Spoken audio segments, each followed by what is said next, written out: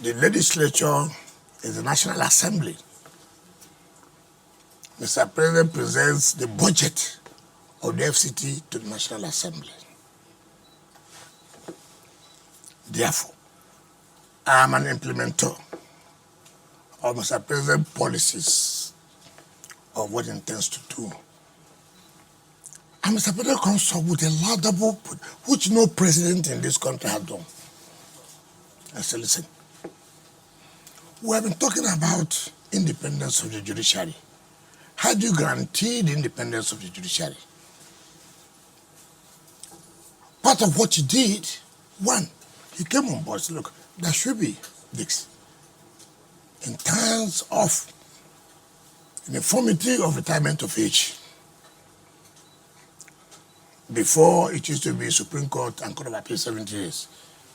Now he has made it to without every judge from the State High Court, Federal High Court, Court of Appeal, Supreme Court retired at the age of 70. You move further, it's okay. Salaries, emoluments of judges and justices. No president had had that boost step. For how many years in this country, judges and justices' salaries and emoluments have not been increased?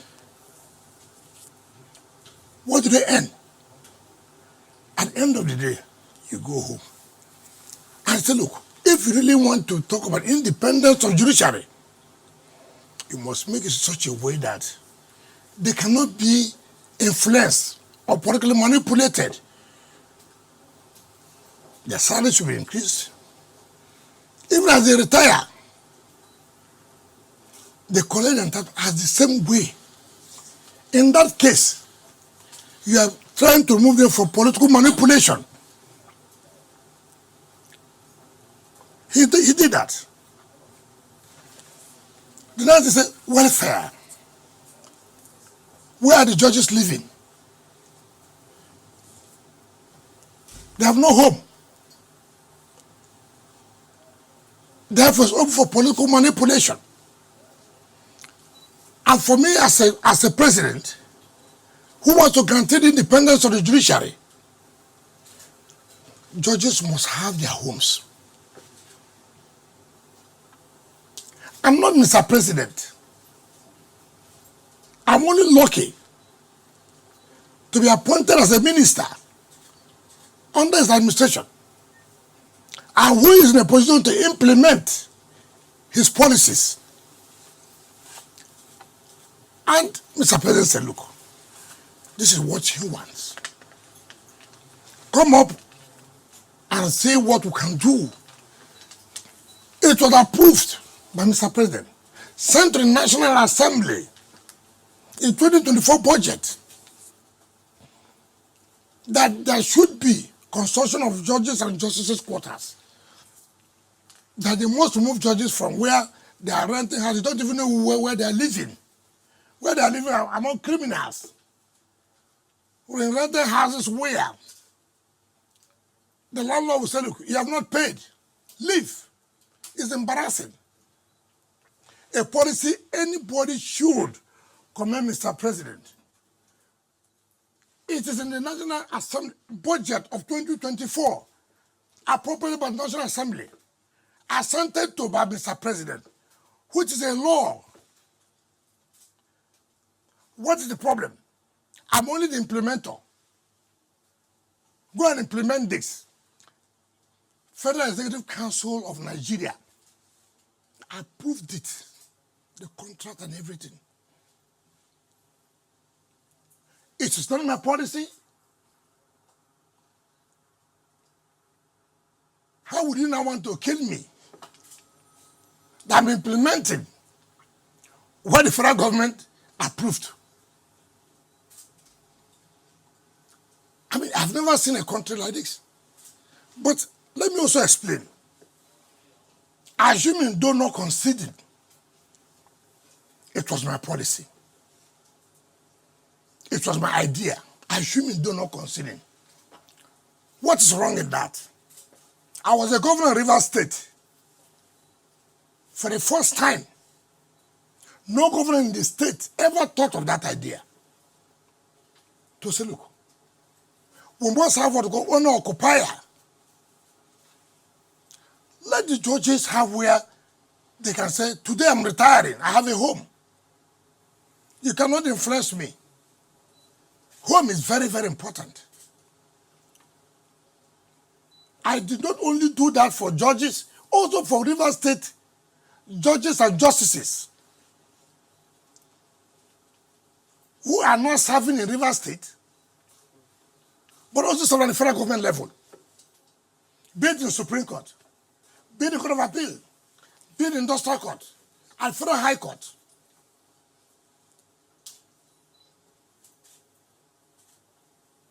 Nobody said, I did that to buy judges.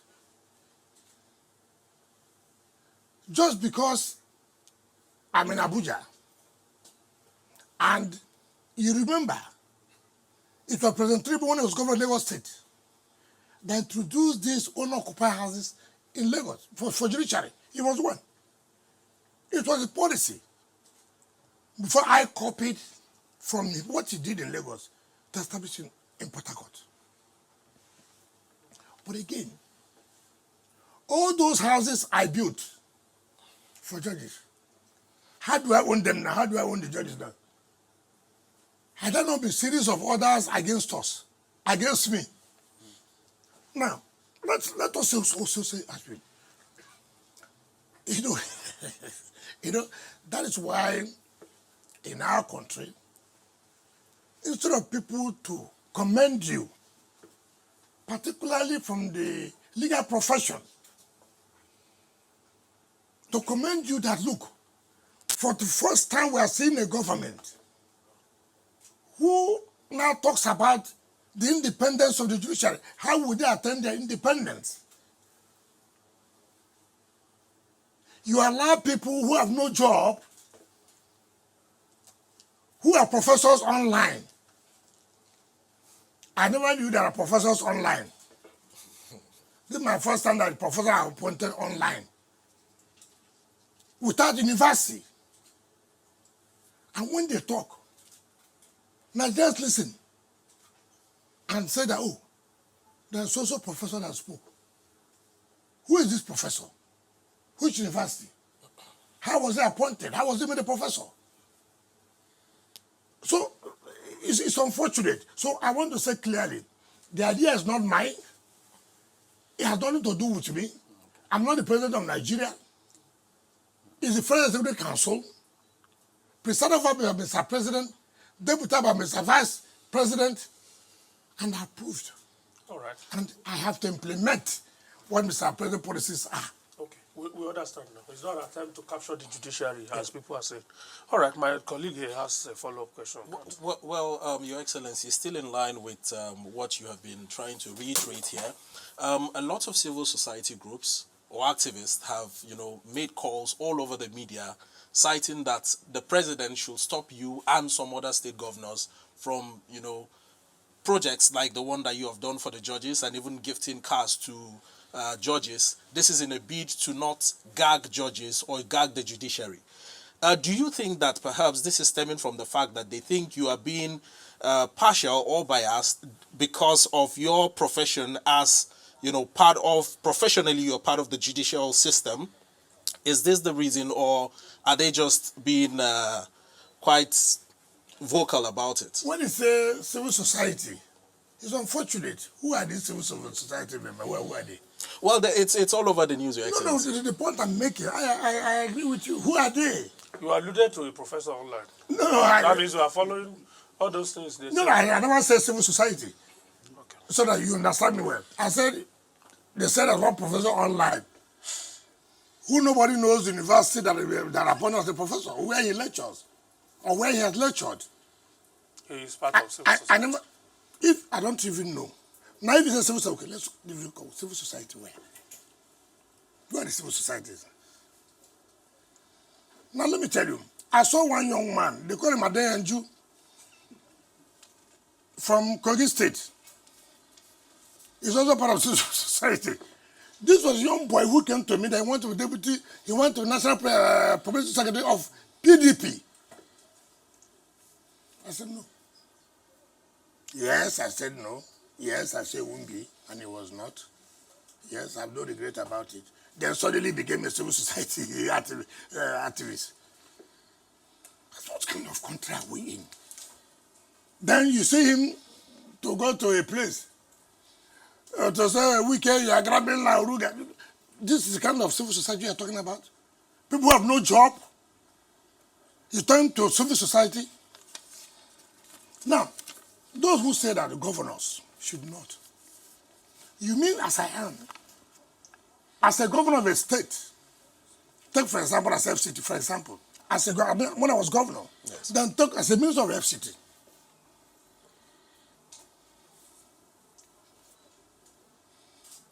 The courts are down.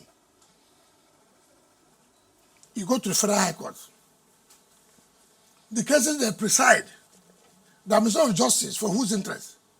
Businessmen and residents of where? River State. It's not correct. It's not correct. Certainly. It's not correct. I'm a governor of what? I'm a governor of where? River State. To make businesses to move on. To make residents to be happy. To have good governance. And they have no access to justice. Now I should fold my arms and say, oh, until federal government comes to make sure that the Federal High Court as the River State is good enough for the judges to administer justice for the interest of the people of the state. As a governor of River State, that you know, by its own position in the South-South, is the hub of the South-South. There's no industrial court. And the industrial court was in Bayelsa. 80% of the cases in Bayelsa State, industrial court, from rivers.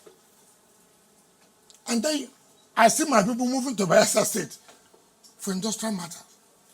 And I said, what? As a governor, I can't talk to the president of the industrial court. Listen, no. I'm ready to provide industrial court here. I don't want my people to be going to Bayelsa State. So that is the way to guide industrial court. Now listen, those who say so,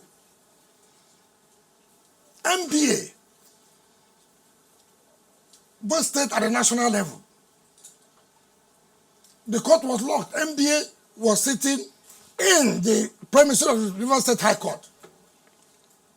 When the government of River State then locked up the court, MBA had no access to their secretariat. As a governor, I said, no, we won't allow this.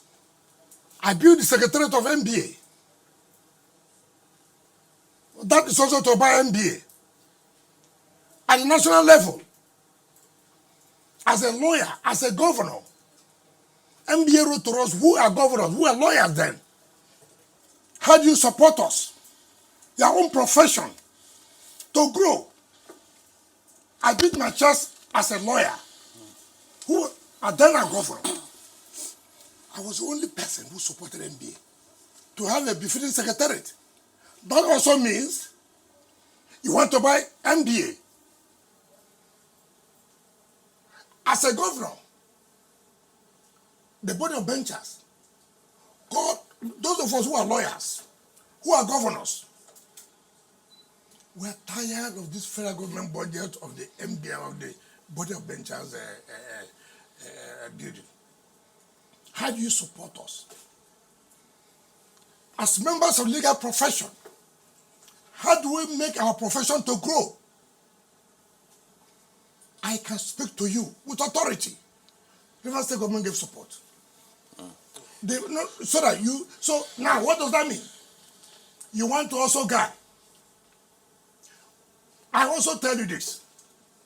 When Mrs. Justice Mary Odlin was the chairman of the body of benchers, she wrote me a letter as the Minister of FCT we have a problem. The road to the body of benchers, the lights are not there. Can you help?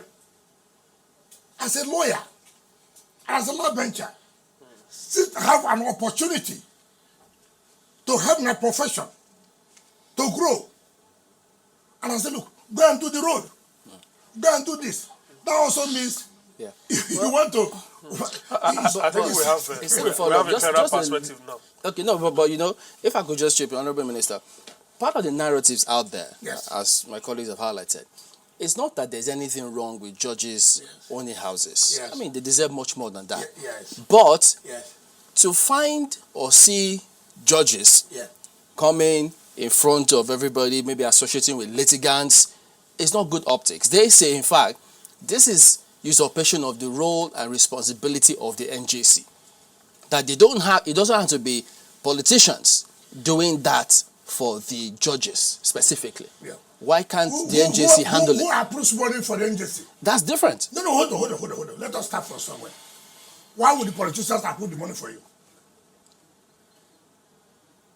You see, we try to chase shadows.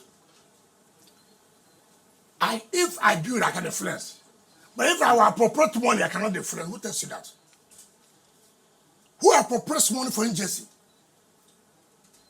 Who passes the budget? Yes. It's their responsibility. No, I'm coming. If NJC wants 20 billion to build houses, and National Assembly says, no, we'll give you 1 billion, for example, and what happens? So you think that by the National Assembly appropriating this, they have no influence, or they cannot have influence? Why do we chase shadows all over the world? Even before now, under the military, houses were built by the executive for the judiciary, but for different government policies, where these houses have been sold, and that has now made the judges to be now stay where you cannot even guarantee their security. Okay. Are you now saying today that because as governor of Rivers State, we built for judges, I'm no longer governor. Therefore, I have bought over all the judges. I mean, what kind of, I mean, as a country, I mean, you tell me, what kind of reasoning is that? In fact, you're even insulting the judiciary. First of all, if you say to the NJC or whatever, and the judges or whoever should be awarding contracts, assuming there's a dispute, who does it go to? If the dispute of contract of the contract, who will preside? Who will assign the cases? I mean, why can't we, for once, believe that we should make our institutions to be strong? This is the first time in our administration as far as we are concerned in this country, apart from the military, a government has come up to say, listen, do you know that all the National Assembly buildings is under the FCT? We build it, the National Assembly. And it's a different arm of government. Yes, it's correct. All the presiding officers, their houses or whatever, under the FCT. So that means you control the Senate President. All right, sir. We have a better insight now. My colleague from New Central, is there a follow-up question on this issue or something? Related, but not exactly on this topic. Okay. Honorable Mr. Sir, when you were answering the second question, you touched on a topic which is very important to residents of the FCT when you talked about land grabbing and others. Why is it a matter of policy for this administration to pull down shanties within the capital, considering the fact that Nigerians live in those shanties? Okay, that's a new area actually. I thought it was going to be, I was expecting one more follow-up on that, which is, you said that this is owner-occupier. Yes. So it's not an official residence while a judge is still serving? Now, let me so that you differentiate. FCT has its own judiciary. Just like a state, right? Now, what we have done by the presidential approval, under the FCT, you can have the owner-occupier. Okay. But we cannot, as FCT, for Federal High Court and Court of Appeal, because they're not under us. Okay. So the owner-occupier has to do with the judges Of the FCT. High Court. Yes. Which is like a state provided for their judges. Do you understand the point? Now, what we have done for the Federal High Court, look, because we have a just like what we did, like as a governor of a state, you have Federal High Court in Rivers State, in Lagos. State governments say, look, let us renovate their places. It is not conducive. It is support you are giving to the federal government as a governor. Okay. Now, as FCT, what do? We also have to give support. President said, look, I'm coming up with a policy with the Minister of Justice and Attorney General on how to handle the Federal High Court, the Court of Appeal, and but for FCT, Okay. these are your judges. Okay. You have a right to have this owner-occupier. All right. And that's what we have done. We are not the owner-occupier for Federal High Court and the Court of Appeal. No. But you have a division. Quarters for them. You have a division of the Court of Appeal in Abuja. Even though you also have the headquarters. You have a Federal High Court in Abuja and also the headquarters. So what we have done is, look, as a government, and President having approved that, look, they should have housing. Just like what we are doing for other federal agencies, police, army. We do that. We do that. So there's nothing new. But it's only for the judges of the FCT that we are having the support of owner-occupier that we're entitled to. So people should not, instead of you commending the effort of the Tribune administration, you turn around to say, oh, you are doing this to buy over, I mean, it's madness. All right. Let's leave the cannot issue. continue to New support Central that. has asked you a new question. Okay. We need to attend to them. In the last few weeks, we've seen demolition of shanties.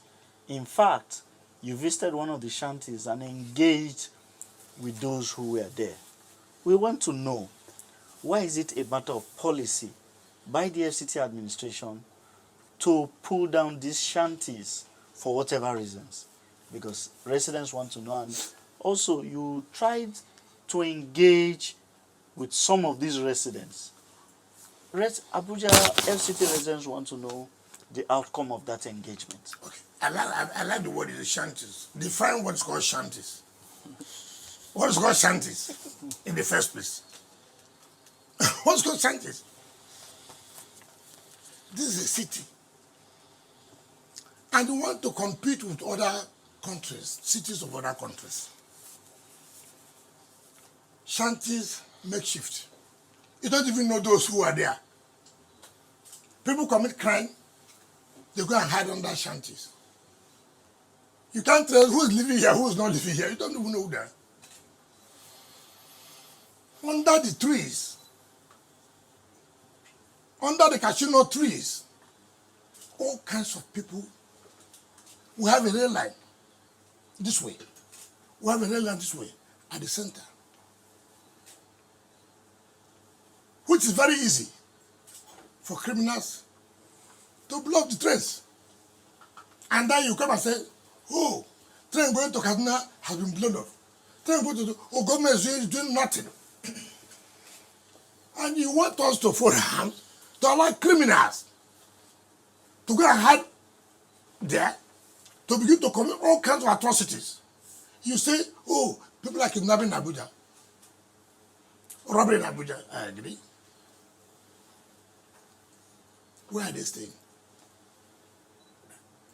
Would they stay in any house or houses or decent houses you can identify them? No.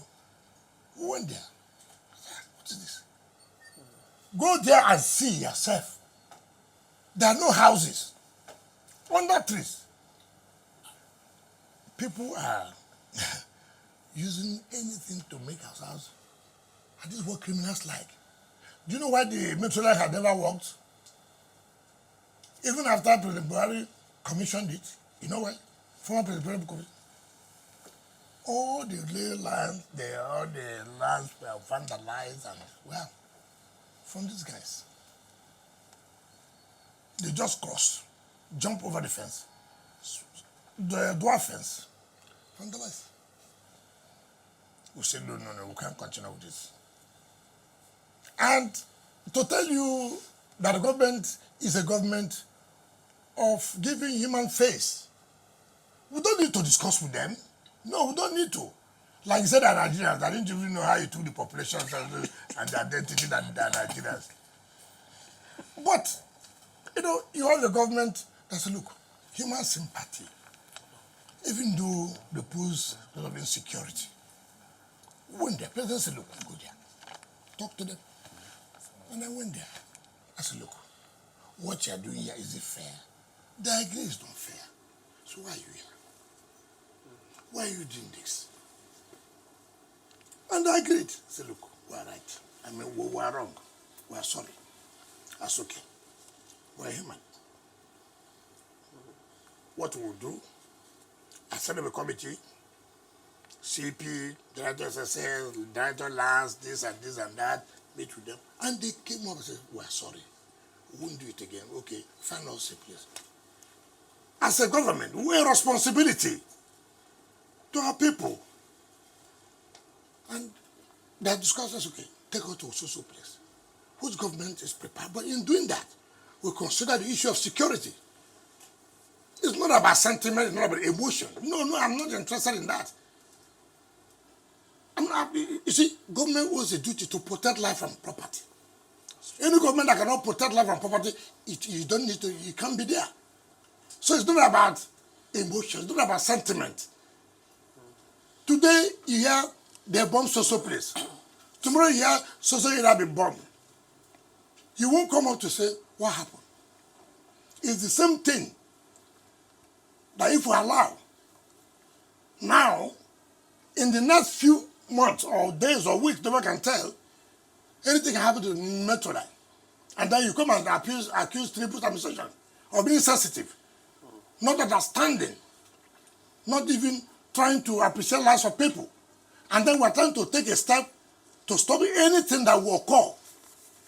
And you cannot say, oh, the shanties are not where we should live. No. Shanties are illegal people. TVC News has a follow-up to that. Okay, Honorable Minister, some people will also quarrel with maybe your style in engaging these people, because you also went to a place in Lugbe and some other areas where some buildings were demolished because you say they don't have approval and they insist that their papers are intact. People have quarreled with your style. They say that the Honorable Minister is not listening because there was even this viral video where you engaged with somebody and probably used it's I think tempers flared at that point, and people didn't like that as government with a human face, you should also be listening to the people.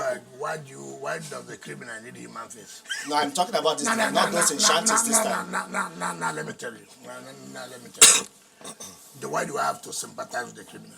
Not those in shanties. Now, the criminals are not only shanties. Land grabbers are criminals. Why do I have to sympathize with criminals? Why I have to be friendly with criminals?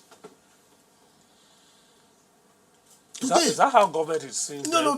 If they said an arm of the ICT gave them approval. No, it's not correct. They excuse me. Yes, I would like you to give me approval. See, today, on Saturday, I was in my Tama with the Director of Land Rural Control. I went there. I don't sit in the office to be told this and this. I go. On Saturday, I was there. What is going on? All the green areas, all the taken away. I said, what's going on here? No trees, nothing. This is good. That's okay. Come. Invite everybody to my office today. They were there. I said, hey, I don't know who, but I hear You people have allocations here and this and that.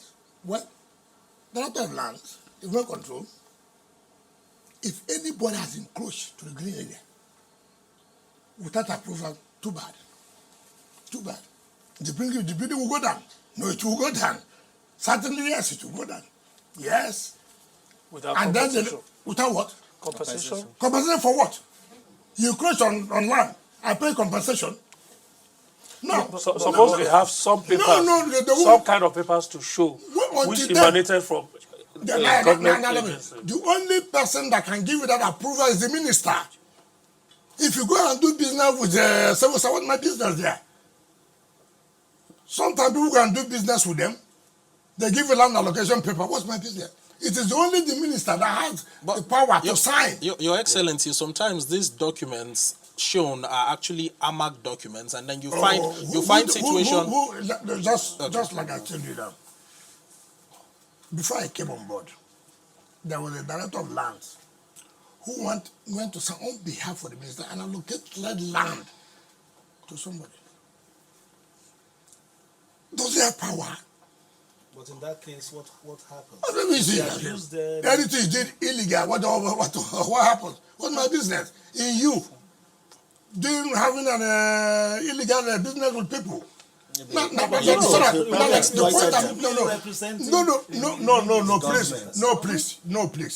No, please. Please just try to understand this. Please, we're always in a hurry to get something. And being in a hurry, you'll be in trouble. Ignorance of the law is no excuse. Ignorance of the law is no excuse. Somebody goes to sign a CFO when you know there's only the minister that signs a CFO, and you're telling me he represented the minister. I mean, how can you tell me that? You know it is the minister of FCT that signs it. Ordinarily, the president is the governor. But that power has been given to the Minister of FCT. Right? Some states, the governor donates their power to the Attorney General. I will see the law, you will see that this power has been donated to the Attorney General. And the Attorney General can sign on behalf of the governor. You don't tell me that a civil servant will go and sign a CFO on behalf of the governor or the Attorney General that the power has been given to. And then you come to bring sentiment. Then somebody is now, why I don't want you to go away from that? When you say this, Lube. AMAC land. Yes. Now, what are you saying? They went and took land from area councils. The matter go to Supreme Court. Supreme Court said no. Every land is under the FCT. Does it mean now you now go? What I expect you to do is to say, okay, look, we have made this mistake. What do we do to regularize? Yeah. Particularly when they're on a large scale, like you saw in Dubai. No. Don't cut me short. Just calm down so that you get the picture. Some people just move in. And you know, we have this tendency. He will stay 2 years now. It's not 4 years. As a minister, he will go. Another minister will come. We'll find our way. That is what you have in this country. I won't stand for that. You can't go to a place and just start developing on a land that does not belong to you.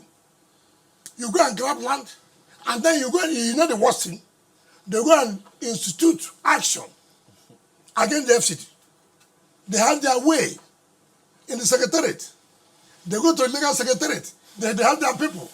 They go to lands. They have their people. The FCT minister is sued, but the suit will not reach him. He will not be served. And then they go. The court will give judgment.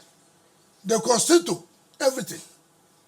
That means all this is in collusion with your staff, sir. Yeah. Not my staff. I mean, FCT. But you should be aware that that's what we're trying to, that's what we're doing now, and that's what is painful to people. Do you know, as I came, how many directors of land have changed? Yes.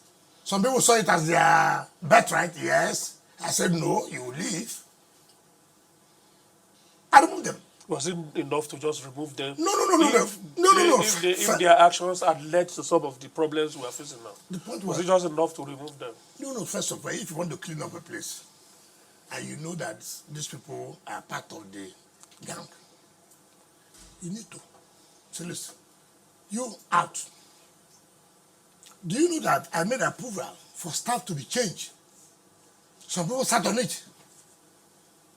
Yes. Until I said, no, we can't continue with this. Everything turned to ethnicity. Everything turned to religion. I'm an Hausa Fulani. I'm a Yoruba. I'm an Igbo. I'm none of this. Everything turned to. So, when people know you are doing the right thing, and you don't want this thing to continue, what did they do? They fought back to say, see, because I'm from social place, because this is my religion. Rubbish. No, not where I don't think that people are trying to. I mean, Michael, I don't think they're trying to justify anybody doing anything wrong. But from what we hear today, is there anywhere on the FCT, anywhere whatsoever, where anybody can go and see these are the processes? If you want to get anything, these are the steps. So that nobody, either within FCT or somewhere, can mislead anyone or take advantage. No, those who are not patient are those who want to collude with them. Those who are too much in a hurry, who do not want to follow due process. Due process takes a time, takes a long time. Where are the steps? No, let me tell you now. First of all, you apply for land. Do you know I sit here? Some people tell me, like, look, that this place, the land is free. I said, how did you know? They have agents, even in the system. I'm minister. Somebody comes here, says, sir, here is free. How did you know this? Yeah, it's okay, no problem, go back. I called the doctor, I come. How did somebody know that here is free? I was okay. I will not allocate. It will not work. Look, I sat here. They bring things for you to approve that the former minister did this and I said, no, I will not approve it. Why did he not approve it that time? Why should I approve it now? I said, no, don't be in a hurry. Don't be in a hurry. I will take my time. You know, it's a system that is very difficult. But with support, you go to that place. It is not easy. See, when there are people in the system who have had it the way they have, and then you have now come to put changes, it's not going to be easy. It's like you're fighting corruption. Corruption will fight back. Yes, that's what's going on. Corruption will fight back. Yes. Well, Your Excellency, the deed has been done. The demolitions have happened. And I believe one thing that is on the minds of everybody right now is what is the next line of action for your administration for these shanties that are now empty lands? I will not allow shanties. Forget about what the empty lands, that no land will be empty. There are things to do for development of the FCT. The allegation is that you are planning to use those land as settlements for your friends. Yeah, what is that? Yes, what is that? So what is that? That I have something to give to my friends. I will give it to my enemies. So what rubbish is that? Please. You see, I tell you people all this. So you, as you sit down here now, I should bring my enemies. No, tell me that I should. See, I do the right thing. It doesn't matter what anybody says. My conscience is, look, what am I doing? Am I right? The moment I'm convinced that I'm right, I go ahead. Forget about people. Is there anywhere you'll be in office, people will not say, yeah, I did this for your friends. So if you don't do it too, they will come and say, after you were there, your friends were suffering. People write you, after all, you're a governor, your parents are suffering, your parents are walking on the road, there's no car. Then even when you buy a car for them, it's, oh, you have gone to buy cars for your parents, what kind of system is that? So don't bother about that. If you want to succeed in governance, don't think about it. Honourable Minister, I think we have spoken about some of these push and shove in terms of demolition and all. Let's try and move to a few projects as well. Rural roads, we've seen some constructions. Can you tell us a bit about what we should be looking out for in the next year in terms of timelines and when they are going to come on board in terms of the projects that the FCT is embarking on at this time? Thank you very much.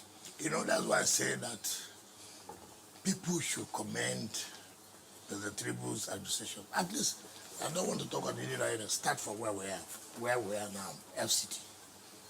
What has been there for FCT? What has been the condition for the rural areas or the area councils as the case may be? Even in the city, was it working? Tell ourselves the simple truth. Yes, it was working. No, it was not working. Now it is working. I beat my chest to say I thank God Almighty and I thank President Tinubu for giving the opportunity to be part of his administration, to contribute. Each day I go to the rural area, I feel so happy. Yesterday I was in Saburi. Look, I was in Saburi. Remember, this year we flagged off that project. And of course, they never believed it. It's a normal political thing. You come and flag off, the whole thing will die. Unknown to me, what I flagged up, I thought was just a straight road. Yesterday, I was there. Oh my God. Oh my God. Look at the happiness of citizens. It was heavily populated by the Igbos, traders. Immediately I came out from the car. Go, see jubilation, see happiness of the people. We have never seen a minister here. That job will be completed this December. Now I went further to a road they call Dede that will take you to life camp. I told them that the procurement process was on. Do you know, as God may have it, as I came to the office this morning, BBB has sent the approval for award of that road to Lubricant Construction, which we have now forwarded for Federal Executive Council approval. The whole of that area, come and see what is governance. What is dividend of democracy? People are happy. Now, I want to Buhari, Ushafa, one army college or military college, this and that. The day we flagged off that project, it was something else. You can see tears running out from the eyes of the people. It has never, they've never experienced this. A government, a federal government, with the area council, go to one village called Buhari in Tokula, done by Satrako, to be commissioned this December. Go to Kwali, go to Abaji, go to Egwawalada. These roads will be commissioned this December. Now go and see the last 2 days, the last 1 week, our flag off. I went to Kwali. There's a road they call A2 to Pai and Pai to Gomani. Now see the politics in this country. A2 to Pai, no road. Now Pai to Gomani, they awarded the road. Why? You asking me why? You are the minister. How would I know? And that is why it's good to go and see. Do you know the entire road is about 35 kilometers? So they now took away A2 to Pai. So when I was going to say, where are we heading to? They said, no, we are going to, but this road now, what's going to happen to it? So when I go to the place, they call Pai to Gomani. So I now call the coordinator and the engineer. How did you award this contract from Pai here to Gomani when A2 to Pai? There's no road. What kind of this? He said, politics has come now. I said, no, it won't work. I called the chairman of the FCT committee. I called the House committee, and I called the Senate chairman. I said, look, gentlemen, you have to help. There's no way we can get to Pai Togomani if you don't do A2 to Pai. Rural area, farm area, flat land. And we are talking about food security, agriculture. Why would this country import food? In any case, even how do you do the farm? They'll bring back the food. How? Locally, I have two chairmen who are very cooperative. Chairman of House Committee, FCC, and so they say, look, I said, look, you have this money for social project. This area, no, it's emergency. We must do it. And they agreed. Now we are doing A2, which is express road from Kwale, going to Abaji, to Pai. Then Pai to Gomani have been awarded. So in now, we are doing now from A2 to Gomani, which is about 35 kilometers. Do you, look, the farm, my brother, you need to go and see. You will cry for this country. People just stay somewhere, do all kinds of things, and nobody wants to talk about it.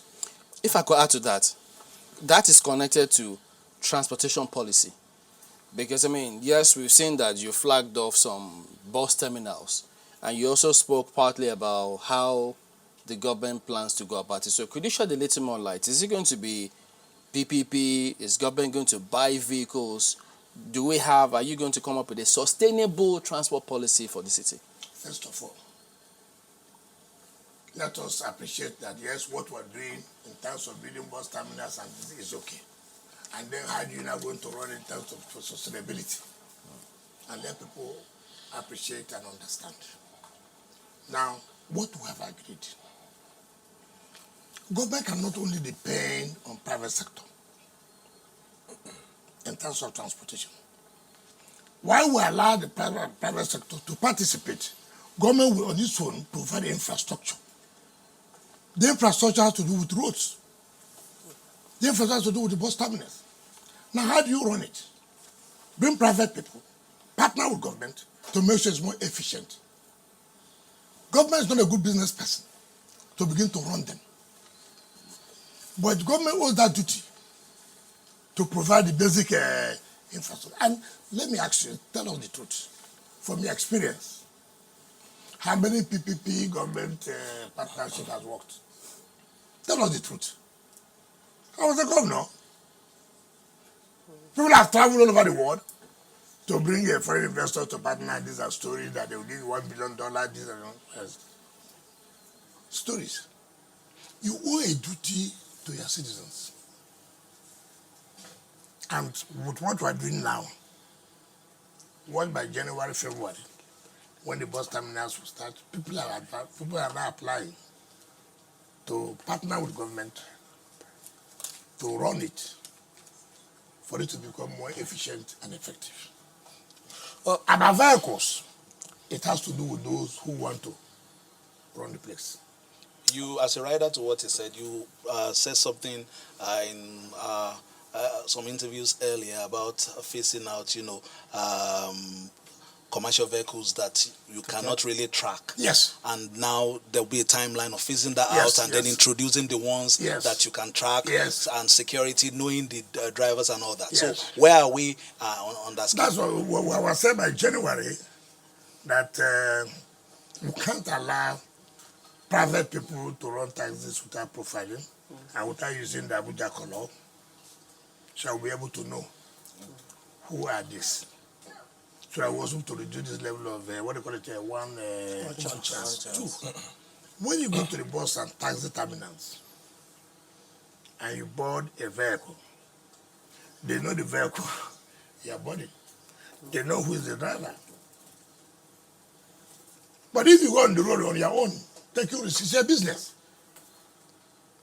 But you see, you have an excuse now because government has not been able to provide where I can comfortably go and board a vehicle. So, but now government has been able to provide, for example. and then you still do not want to use what government have provided to go on your own, you have put yourself in such a risk. As part of your, just to put the Honourable Minister on notice that we'll take a quick break on the dot of the hour, that will be by 6. And, okay, quickly before the break, sir. As part of your efforts to achieve your administration's mandate in the FCT, we have also seen recently the evacuation of beggars, and we understand, of course, this is for certain security reasons. But how do you, strike a balance? People are also saying that there's this sentiment, of multi-dimensional poverty and providing an alternative for them. We know they need to be off the street. How do you balance that? I disagree with that. Totally disagree with that. Totally disagree with that. And that's the problem we have in this country. Some people believe that who are weak, who do not even want to do any work, take a profession of begging. Look, there's a consortium going on their labor, for example. You have not made efforts to go there to work, but you're happy. How you bring your 15 children, about 6, 7 years, for example, to begin to beg and this and that. There's nowhere in this world where you can say employment has been provided for everybody. I don't agree with that. This is your idea that poverty. Tell me one country that has been able to solve the problem of poverty. Yes, there are degrees. We agree. But that shouldn't be where we're having security problems, security threats.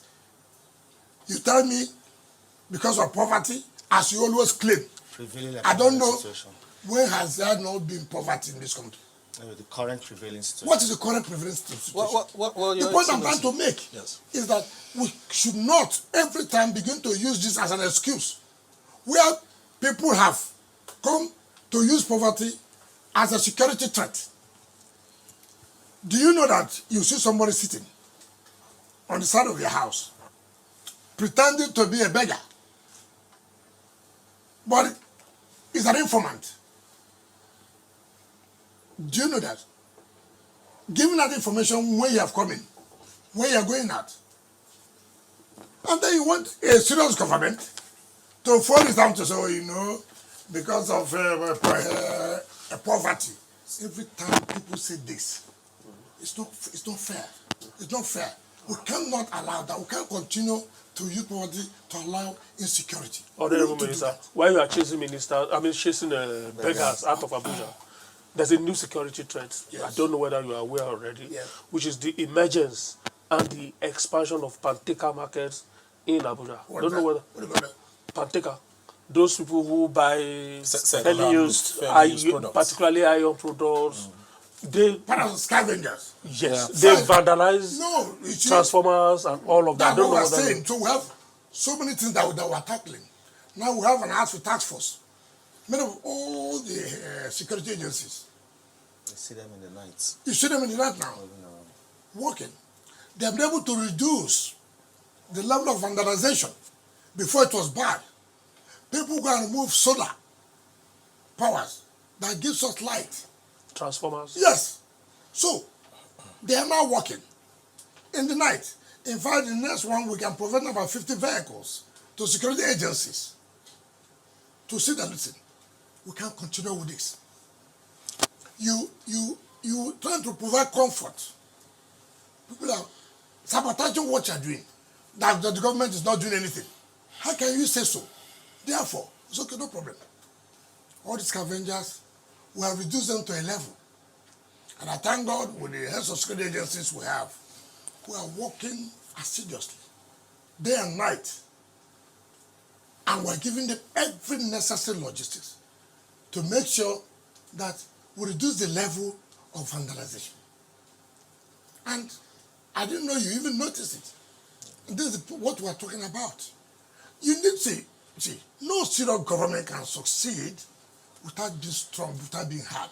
You cannot forget about this so-called, you call them society civil, or civil society, Yes. who will never say anything good. Go make sure you are doing the right thing. There are people who just believe that a government must be brought down. No matter how the government is doing, it must be brought down. And we will not give opportunity to that. So we are here to fight insecurity, to give the residents of Abuja the comfort to live in Abuja, to give the businessmen in Abuja and women the comfort to carry out their businesses. That's what is important to us. Abuja is a city. We cannot allow it to the point that where you have diplomats, what would they tell you?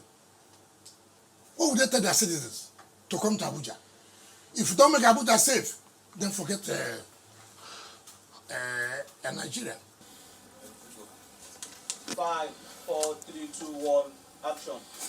All right, if you're just joining us, we've just missed the first part of our media parley this evening with the Honorable Minister of the Federal Capital Territory, His Excellency Chief Nyesom Wike. So we'll continue with the session now, and of course, this session will feature largely political questions. Yeah. Let me start from the other side of the aisle. Okay. So we'll get to you. Yes, let me come this way. Your Excellency, in a few short hours, or just say a few days, there will be a contest in Ondo State. 3 days action. So the PDP, the APC, and of course several other parties in that contest. Knowing your antecedents, you have been a galvanizer for your party. You've been rather quiet these few days in terms of what is happening in that side. What's happening actually? Have you been, why have you been a little bit, we've not seen so much of that galvanizer? Well, you don't just rush and go and hustle for what you're not caught for.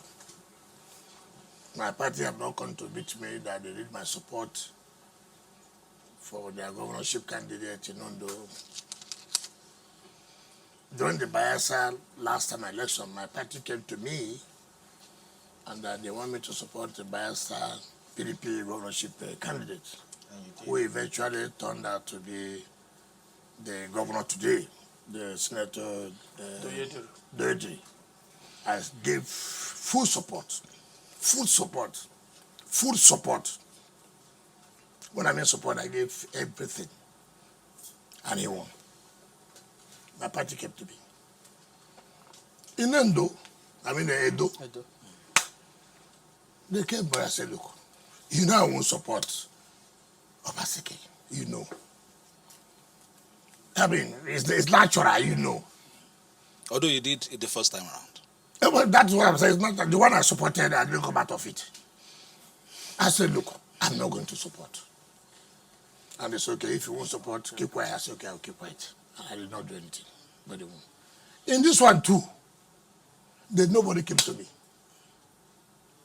I don't know. In fact, the last time I saw the candidate was when I sponsored him to run against Eita Ejegede.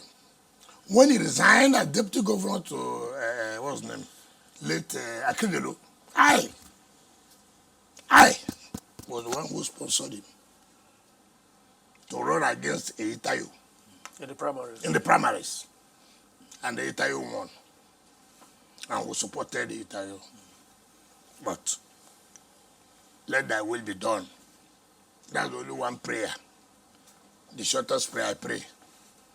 Let thy will be done. What people are saying... No, I'm coming. The will was done that Akindelo was returned. Now, I hear that the guy is the candidate. I've never seen him. Nobody has ever come to me. So what do you want me to do? All you want me to do because I'm PDP, I begin to rush. I won't do that. What I'm saying is that what is in the, what a few people perhaps in your party at the state are saying is that perhaps because of your current position, you may be cheering for the other team. What is current position? Was I not the position when I supported Diri? Was Diri not run under this current position I was? No, I'm coming. Was it not? I supported him under PDP. Could it also be because you are sending different conflicting signals to your party members as to where you actually stand? For this governorship election, I'm not supporting. It's not where I stand. You don't need to say I'm not supporting it. Could it also be that they no longer see you as a major stakeholder? And Who is the member major? of the party? Who is the major stakeholder of PDP? Mention the person. Than me. Who is the major? Mention one. You may say governors. Yes. Who is the governor? You tell me now. PDP state governor, like the governor of Bauchi State. Who is what? The governor of Oyo State. No, fine. Look. I can tell you something. Unfortunately, it's unfortunate. The leadership is a terrible thing. And I pity my friend Sheyi, who is there struggling to see that he gets a brother or brothers in the Southwest.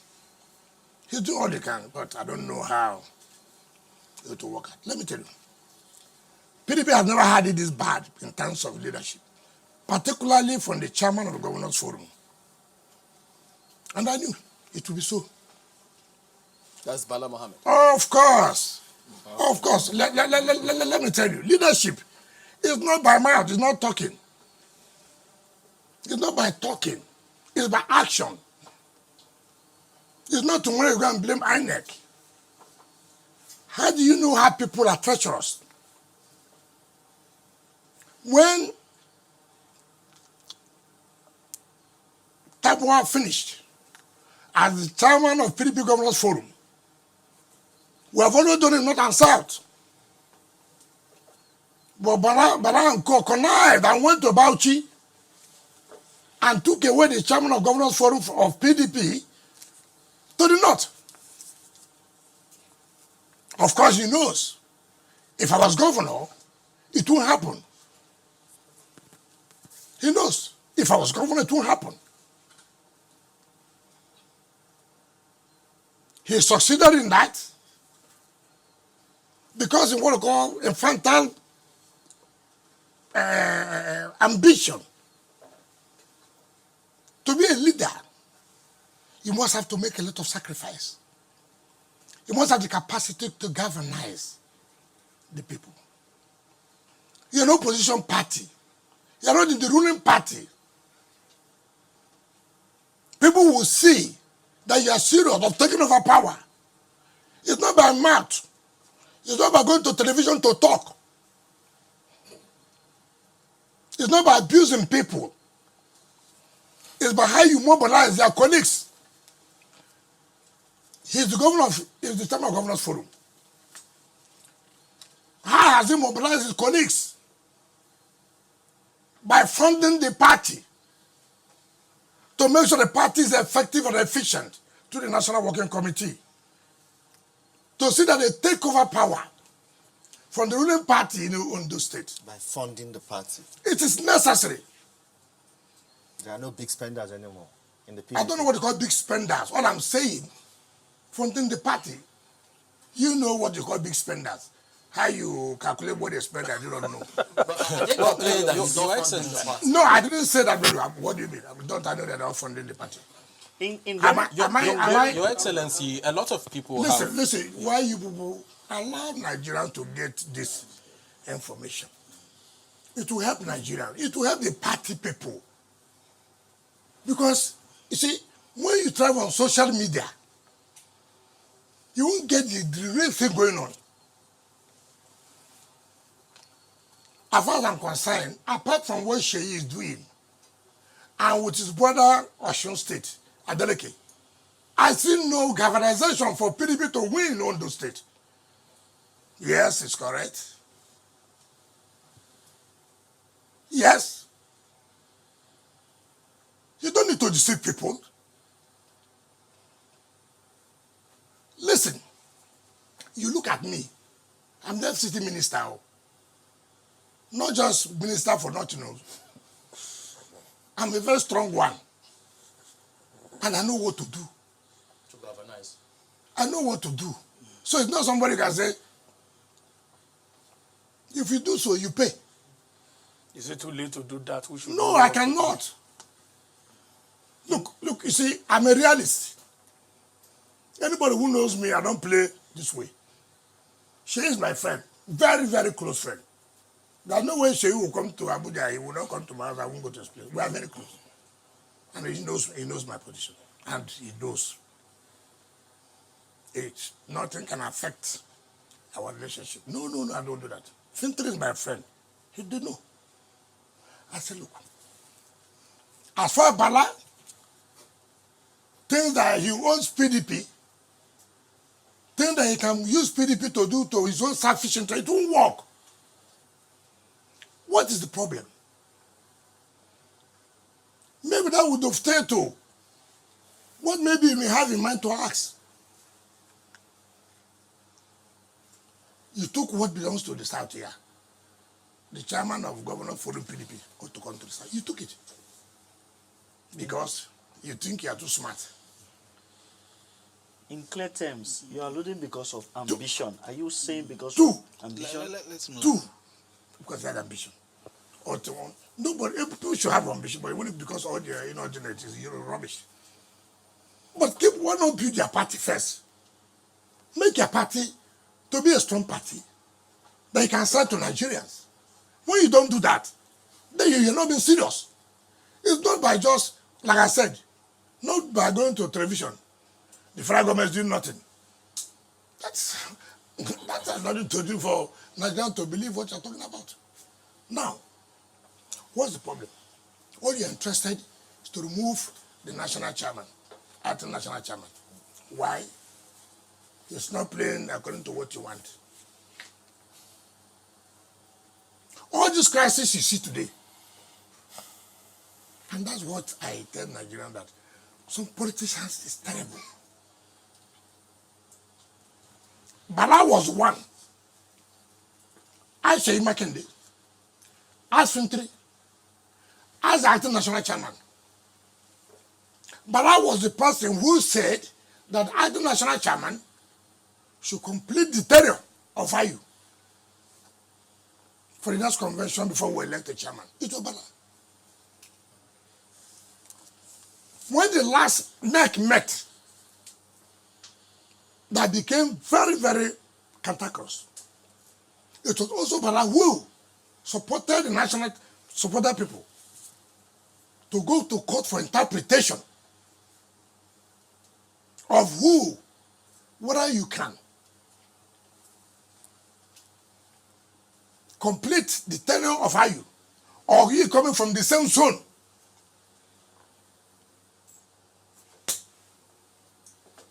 Suddenly, Bala felt that the acting national chairman was not dancing to his tune. Oh, he must go. Oh, no, Central must bring back. I would say, it's not going to work. It won't work. The court has interpreted the judgment. It won't work. It will not work. It will not work. You see, this is that I can't stand people.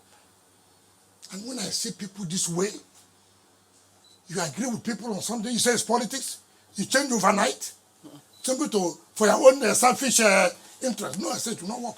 It will not work. Honorable Minister, a lot of people have alluded to the fact that the PDP has been losing steam ever since you started having rifts with other high-ranking members of the party, and that led to the loss of PDP in places like Edo, and now we are looking at Ondo coming up, and there are speculations that PDP might lose again in Ondo State. Do you think that perhaps there can be some sort of reconciliatory situation that might settle the rift in the PDP anytime soon? I don't know the settlement. I won't lie to you. But are we going to continue seeing PDP? You shouldn't deal with people who are not sincere. Integrity is key in life. Look, a man who has integrity, you can deal with him. You can go to sleep. You take it to the bank.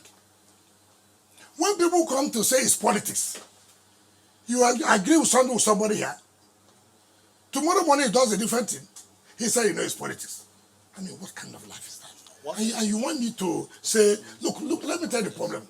It is not as if PDP cannot put their acts together. But it's this personal ambition. This attitude that I must bring Wike down. And when you are all your attempt is to bring Wike down, you make mistake. It is in bringing Wike down, you are not focused. Because Wike will not go down, which is true. With this Wike you are seeing won't go down. But some of Rather, you are the one that will some of the go down. Not me, Honorable Minister. No. It's totally the simple truth. I will not go down. It's not in my place to go down. The point is, look, you've agreed on this. If they are reasonable people from the party, I was a governor, for Christ's sake. Anybody knows what happened in PDP.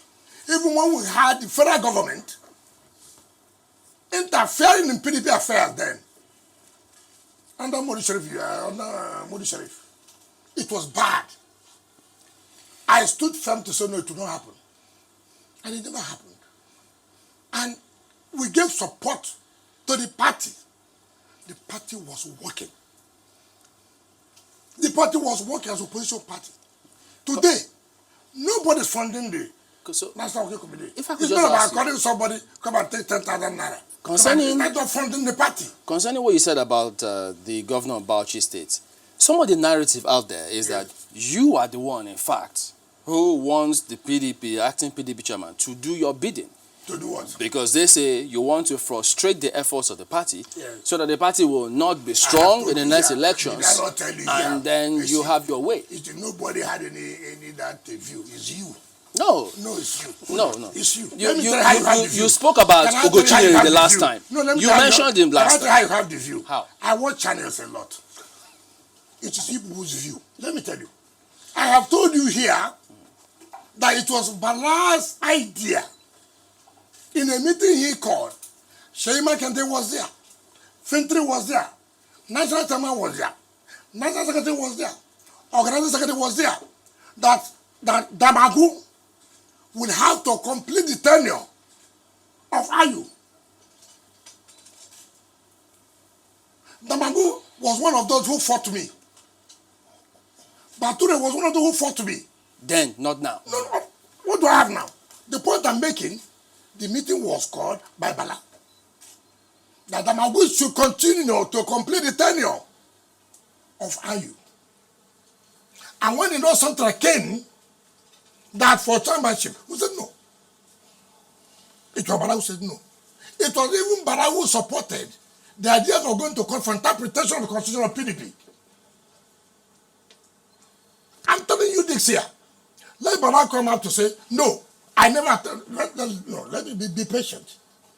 Let Bala come out to tell Nigerians, to tell PDP, that he never one day was in the meeting where it was agreed that Damagu should complete the tenure of Ayu.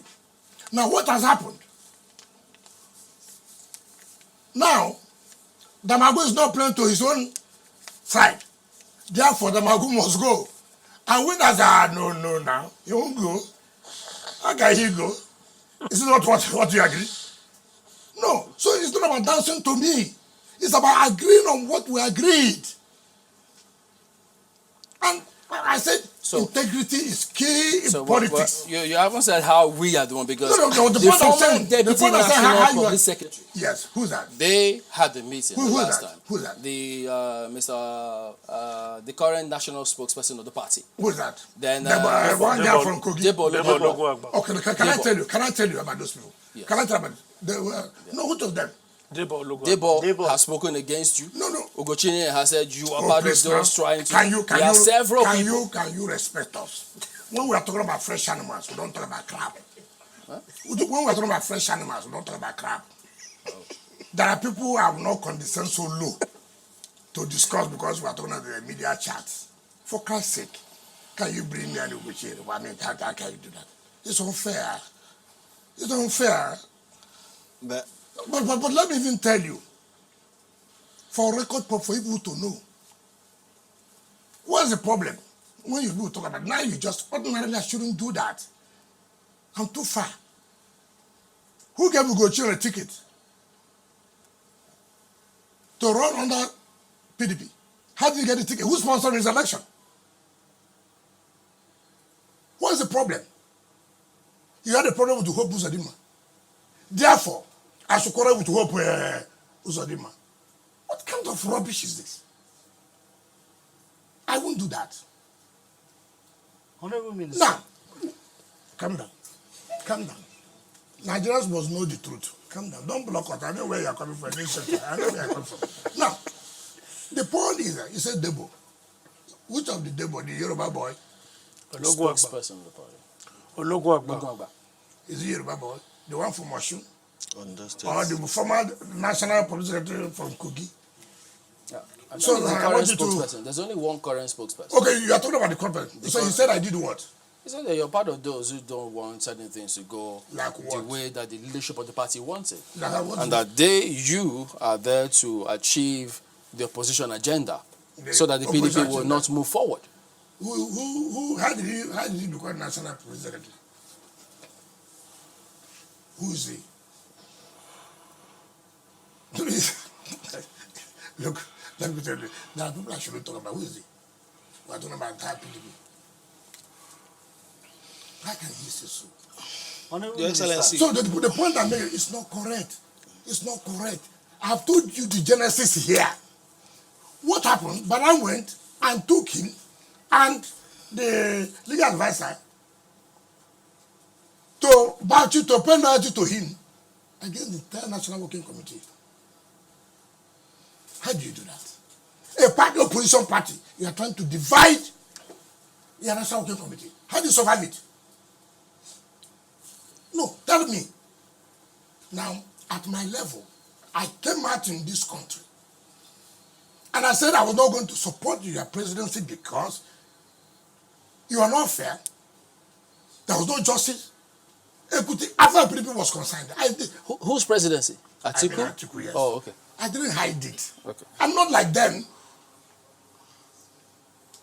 I come out in the daytime, I say different thing. In the night, you say different thing. No. Nigerians know me. I say something I will do, and I will do. What I will not do, I will not do. I came back, I said I was not going to support this. And I have no regret about it. And I've said severally. 2, the president knows. I never spoke to the president any day. That said, look, I'll go to APC. I never told anybody that. And nobody should think that I'm afraid if I want to join APC too, I cannot join APC. Who is that person that I'll be afraid of? Who? You said, who is that person in PDP? Or who is that? I mean, you see, you people should try to see the truth in all we are doing, when all we are saying. You see, some of us, Bala was in MPP, when he was senator. And I became minister. From opposition party, he became a senator. I think he was senator under APP, and then became a minister under PDP. As minister of FCT 2015, they didn't allow PDP to campaign in Bauchi. I don't know where. Yes. They chased us out. Minister of FCT. My president is going to campaign. They chased me out in my state. How? How? I don't understand this thing people are talking about. How do I, Minister of FCT, president of my party, going to campaign in my state? They will stone you. I better resign that day. I will leave. Honorable Minister. Yes. Nigerians need PDP to become a viral opposition party. It is clear that it is factionalized. If the other faction, where Bala belongs, were to approach you and say, let's sheath our swords and come together to oppose the APC, what will it take for you to agree? Bala is on his own. There's no faction of PDP. Bala cannot, and he does not have what it takes to factionalize PDP. PDP cannot be factionalized. But However, A man who does not have the credential to lead can lead. We were governors now. We're no governors here. The way it is now. Look at the APC. See how all their governors are galvanizing. Moving to. Look at what they did in Edo. See what they are doing now in Ondo. When I was governor, I wasn't the chairman of Governors Forum. At that time, you saw a federal government coming out to say, this is our interest. Yeah, you don't have that. You don't see this government coming out to show the power. Look, I went to Edo. IG declared me and was leave Edo. Are you not aware as a governor? Are you not aware? Or you are pretending now? No, but you saw it. That was when we had Governors Forum. That's We PDP. said, no way. It will never happen here. We stood firm. And it never happened. That's why my second one. That's how the one. Okay, let it happen now. He's the chairman. Governors and colleagues. Leadership.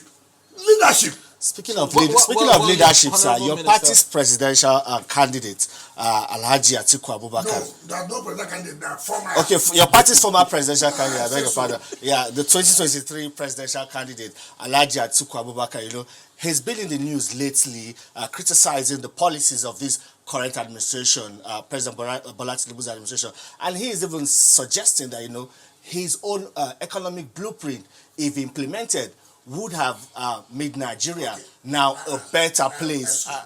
But no, I've not gotten to my question. He presented it to Nigerians. No, but what he is now saying is that he's presenting himself as a better alternative, of course, ahead of 2027 presidential election. Let me ask you one question. Did you not present this to Nigerians? Did Nigerians choose him? No. But there will be another chance. It doesn't matter. You're lobbying for that, the chance won't be there. Which party? At what age? So PDP will reject his candidacy. How can we use one man for how many years? I can't even be talking about it. Now let me also tell you how you know how people look at in America. It's not correct. I'm sure of you were opposed to Trump. I'm sure. Oh, he's this. He's a racist. He's this. He's that. I agree. What did the Americans do? What did they do? Chose their own. We are here crying, bothering ourselves. Americans are thinking of something else, different, for their own country, for the good of their own country. Made a decision. You have presented your blueprint in 2023. Nigerians had you clear. Say, we thank you for this your blueprint. It will not work. We will not support you. What do you expect him to say? Not to still continue to criticize the government. Criticism does not mean that opposition is serious. If you people criticize for criticizing's sake, not that you are working for it. Trump was not in government. He wants to come back to government. They want them to work with the Republicans. Listen, we want to take over government. What do?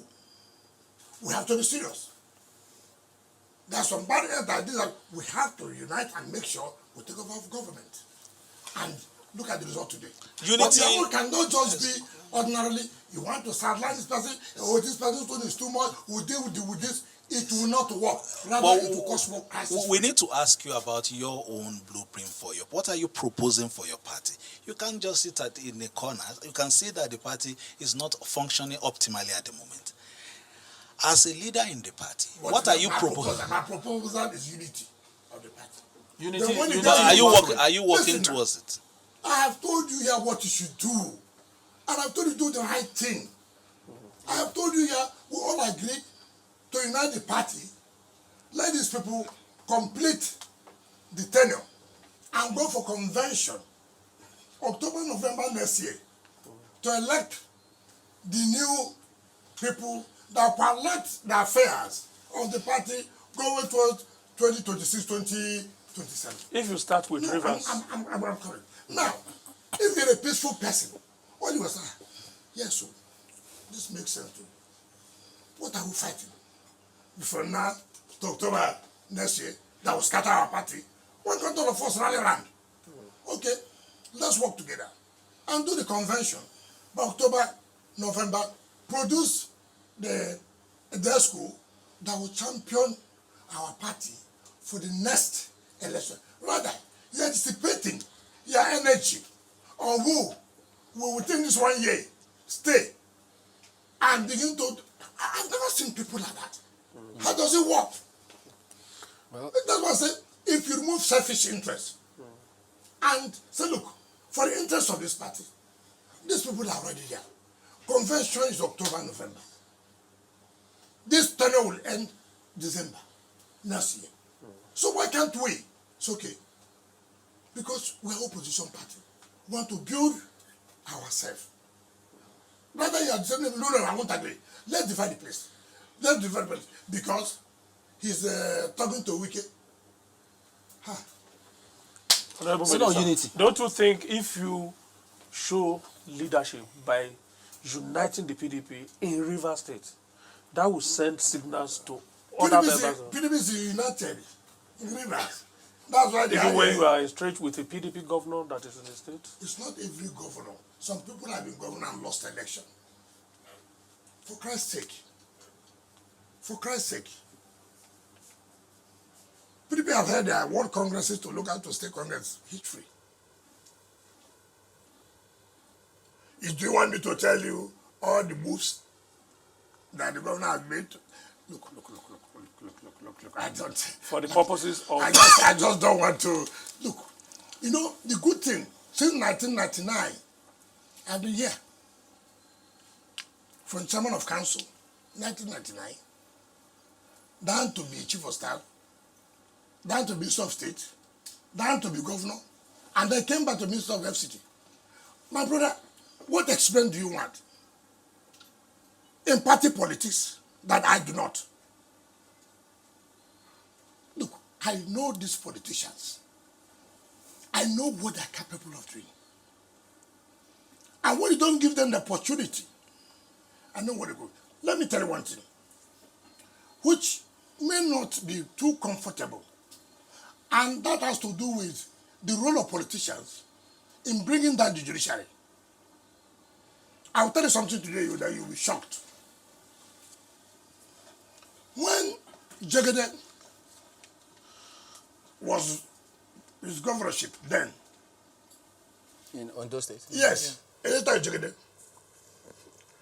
The matter was at the Federal High Court. We had a faction, Buriji Kashamu of late memory, and our team. Did you know what I'm saying? Now, Buriji and Boni Sheriff were working together. And we were working with Makrafidem. Now, the matter was for the High Court. I want to just give you an example. And I can tell you, I had a respect for the judge handling the matter. I don't want to mention him, but you know why I had the respect? There was nothing as politicians did not do to make sure that matter did not go on. Nothing. That you did not do? Not me. I didn't say me. All of so you. don't quote me. I didn't say me. Because you were always here, me, it's not me. What I'm saying, politicians. We know what happened. In every day, the judge will sit. He said, all the 20 applications you bring, I will hear it. Today, I will hear all of this matter must go on. My brother, what am I talking about? There are people who know the antics of politicians. Do you understand me? Who will not fall to those tricks. Now, you know politicians, all of us. And that's why judiciary should be careful and show leadership. When you see a politician going on national television and calling your judgment or judge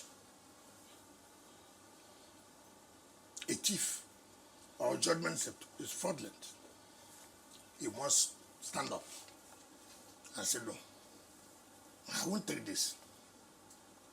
I will not. This is an affront to the judiciary. If you don't prove this, I will send you to jail. When you give politicians the opportunity to begin to embarrass the judiciary, like we asked the first question here. In reverse. No, we asked the first question when we started. Yeah. You talk about building justice quarters. Yeah. That becomes that you are buying judges or justices. It's an insult. It's an embarrassment. Leadership. I won't take it. You were here, people were saying, President, change your cabinet. Corruption, corruption, corruption. Mr. President said, I agree with you. Can I have evidence? Can I have evidence? It is, you see, today, people have been crucified through social media for not committing any offense. People today use labor to cause crisis. Labor will venture into where they are not supposed to venture. Labor tells you to the judgment of God is against labor's interest. As if judgment must be in your own interest. I don't know whether you understand the point I'm making. If a judgment is against labor, the labor corner, for example, in a democracy, constitutional democracy, it's not for you to follow the rule to the letter. Say, I will go on appeal. That's the case against allocation of local government. I do not say what I'm trying to say is that that's what you're supposed in a true democracy, constitutional democracy. A judgment has been given. How bad it is. Go to appeal. Appeal there. Go to Supreme Court. That's why we have appellate courts.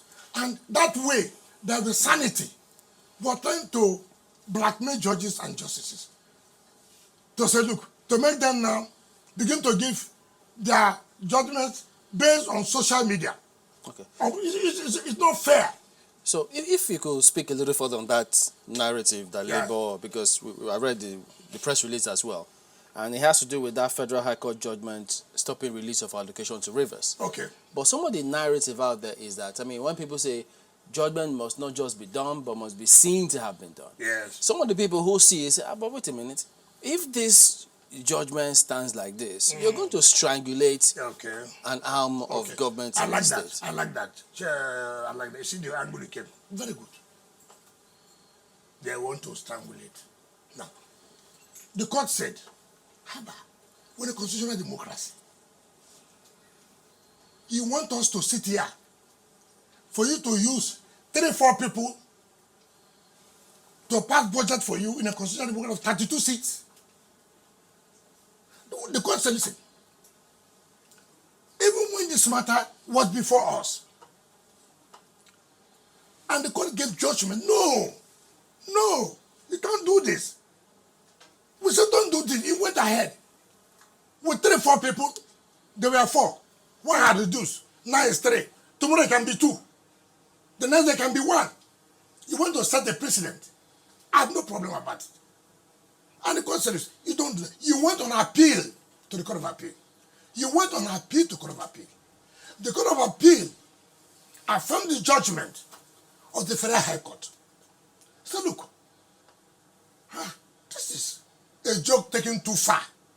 How can you continue with this in a democracy in Nigeria? Forget about how anybody will play sentiment. Law does not know emotion. Law does not know sentiment about it. What are the facts? What is the law? It may not favor you. It may not favor me. But let the law be what is applied. And let us move this sentiment, oh, you know, it will do this. So what you are happy is that 3 people should continue to pass budget of a state. In that case, we were very comfortable. No, tell me. Anybody bring in say, look, even on moral grounds, Mr. President appealed to you, you agreed. Go and resend your budget. He said, no, you won't do that. What you agreed? Okay, you won't do Mr. President, no problem. Now, court gave judgment. Court of Appeal affirmed the judgment. Now, the assembly went to court to say, listen, by the provisions of the Constitution, you cannot continue to draw from the consolidated revenue when you have no appropriation. Therefore, until you present your budget, you can't continue to spend money. And then you are bringing sentiment, or people will suffer. Who is suffering the people? Is it the man that refusing to send his appropriation to the assembly? Or the assembly who is saying, look, let the right thing be done. We are here representing the people to appropriate for you to expend. And then you are turning it the other way because you go and give money to civil society. You go and give money to somebody who says a labor somewhere who will not agree. It's anti-labor. You think only you can pull down the country. You think only you can pull down the state. Nobody has that capacity. No, you are wrong. Certainly wrong. Well, Your Excellency, talking about the legality of some of the actions taken by the Rivers State Governor, we saw in the just concluded local government polls where a certain type of theatrics was played out. How would you react to that? And I will not go into that. It's subjudice. You see, we are being careful. And that's why one good thing was given to our team. We are good in assembling the best court lawyers, not channels, arise lawyers. No, our lawyers don't delve into political issues. No, with all due respect, we know the lawyers you bring. PDP, who are members of your party? No, we know. Who are always been on channel to pontificate law. They are not under Look, law is in court.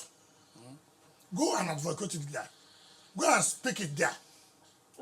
Lawyers are entitled to their opinion. We can't force anything. We know your modus operandi. We know what you people do, but we're not bothered about it.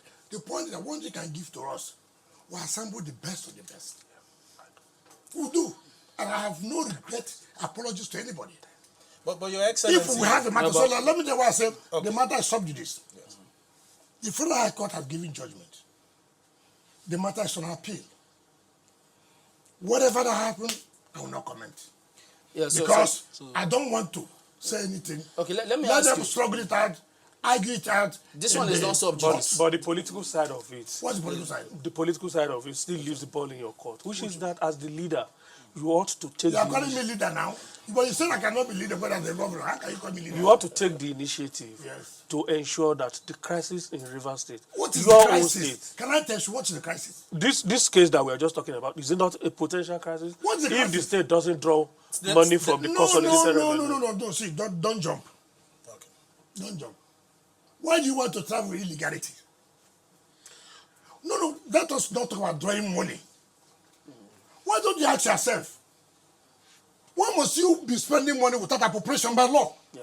But there's a political genesis to all of that. It doesn't matter. If you tackle it from there and solve the problem. It doesn't matter whether there is or not. It is you now who is saddled with responsibility, who is sitting there as the governor to say, listen, why would I allow my state to go into this tumble? For what sake? Has it reached out to you? It's not about me. You people always personalize this thing. There's no law that said I must work with you politically in my life. There's no law that says so. It's a matter of... Even if you were the one that... It's a matter of... Let me tell you. It's emergency. Do you know... As governor? Do you know that when I was governor, do you know the fight I saw? I was fighting, your friend was there then, You know the fight I fought. But it never did. I was still moving on. Because for me, I owe the state a lot. Your Excellency. So let nobody begin to say, don't put the card this way. Say, look, can you continue to spend the money? Are you encouraging this impunity going on in the country? That's not what. As That's not the Nigerians, point. The when point you're is saying that all of forget about this. Wike. Don't talk about The Wike point is again. that all of this is a political we problem. need to and still ask has you. to be some political. We need to still ask you, Your Excellency. We spoke about earlier. We spoke about the challenge at the national in PDP. Well, now we've gone to the local. There's still a challenge. You must at least try to settle one. No, I think It's still there's no problem in PDP in Rivers.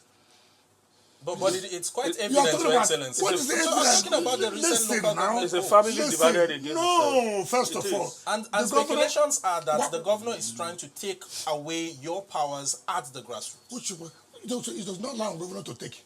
It allows them the people. Who gives you power at the grassroots? It's not you. It's the people. The people say, I will follow you. I won't follow you. You don't give power to yourself at the grassroots. The people will give you power. But there are some who say with the recent local government elections, you have lost your What is influence. that? Who did the election? God, which state that, you see, is that, first of all, did we pick from? Did we collect from? Did you see us campaign to run election? How would I imagine myself going to go and talk about local government election? Is there any state that any party has won? So what are we talking about? So people should, what we are saying, follow due process. Let me tell you something. If I'm a governor, I will follow due process of law. People talk about Supreme Court said there must be election. Lies. What Supreme Court said, you must have elected local government, democratically elected. Supreme Court didn't say you must not follow due process in conducting an election. For Christ's sake. I mean, people just come, twist everything. Supreme Court didn't say, go tomorrow now. Go and conduct local government. Supreme Court didn't say that. But Your Excellency, are you alluding to the fact that there is or isn't a crisis, local government crisis in your state that has to do with it? To me? Yes. How? I'm FCT here. Well, in line with everything we've been saying. You are the one who said here, I've been moved around here, commissioning, flagging off. If I have a problem, why can I concentrate here? Talk about flagging up, commissioning, flagging off, commissioning, yet I have a problem. You will go and settle that problem. I do not. You that has problem, you know how to solve your problem. For me here, look, when I came here, some people said I can't stay. It's my problem. I have to make sure to say I will stay. How will I stay? I will change the narrative. You have said we have changed the narrative. Those people who will stay have said that no, you have to stay. Let's talk about the if you have a APC in problem, Rivers State. you know how to solve your problem. The APC in Rivers State, they'll be holding their Congress, I think, by next week. And there's this allegation again in Rivers State that, Minister Nyesom Wike is at it again because they say that you're beginning to meddle in the affairs of the APC. Of course, you already have the structure of the PDP, that you are also making moves to control the structure of the APC in your state ahead of the state Congress. Assuming not conceding. Assuming not conceding. That what I said is correct. I'm not a politician. Did I tell you I'm a preacher? So that's Did I tell you? No, I said assuming do not conceding. I mean, is that the issue? I have friends. I will continue to maintain my relationship. The man fire an APC does not make you not to be close to me at the appropriate time. That's okay. Come out. We'll come out. But I think the ember of enmity is caused by you people. Because when you say PDP and APC person working together, that it's like they have agreed on something. All you want, that let there be problem. That you belong to APC and then belong to PDP, you must not relate. There must be quarrel. That's the only way you are happy that yes, that politics is being played. But when you are talking to each other, discussing, going to a side, coming to your house, I don't think things are good. It's just not Could right. you clarify this for us? I mean, we're going to be winding down soon. Yes. Is it true that at the time the president intervened, and the reason why Justice Omotosho's case went the way it went was because the Rivers State Governor's legal team withdrew their case, But your legal team did not withdraw their case, and that's why they had said that there was no How would they- representation. okay, Is that true? Like I said, the matter is in the Court of Appeal going to Supreme Court. But you see, okay, look, who went to court? We went to court. So who will withdraw case? We went to court. You are a defender. How do you withdraw your case? They said because the president said everybody. No, we listen want to what peace. we are saying now. The point I'm making, I went to court. Yeah. Is it the defendant that withdraws the case? It's not the plaintiff. Plaintiff. So how did they withdraw their case? We ought to say we have withdrawn our case. They thought they are too smart. It was We tactical withdrew, blunder. listen, the president said this, withdraw the impeachment notice. The next day, the assembly withdrew the impeachment notice. What they did was now go and instigate some people to say, let them go to court. It's not we that went to court. Federal High Court in Abuja, Port Harcourt, so many cases, more than 29. Then what is about the what are the matter? He said, oh, we're not the ones who went to court there. Whom are you playing that game with? Who laughed? So when they say they will do their matter before motorship is not correct. Rather, what do you do? They will do their processes. When the matter, how can you say that you will do them? You will do your processes, not challenge it. Your Excellency.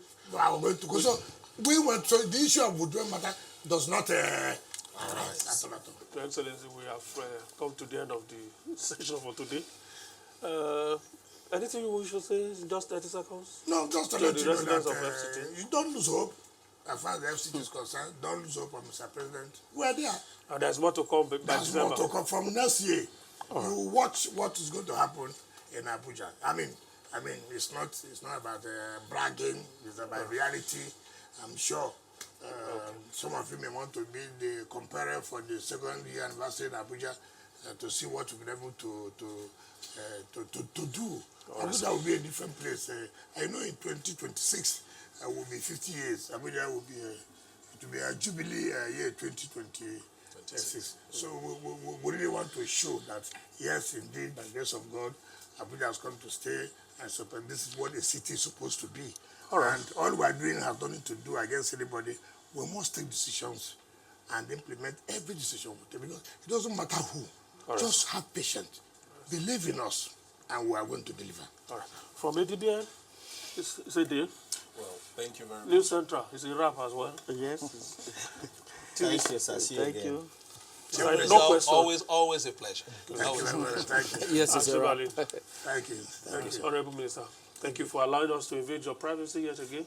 I appreciate it. Thank you It's so a much. good invasion. Thank you very much. Thank you for investing your time with us. That's the end of today's edition. Well, this time around, this is the end of the edition for today. Thank you for joining us. We do appreciate it. We'll see you around.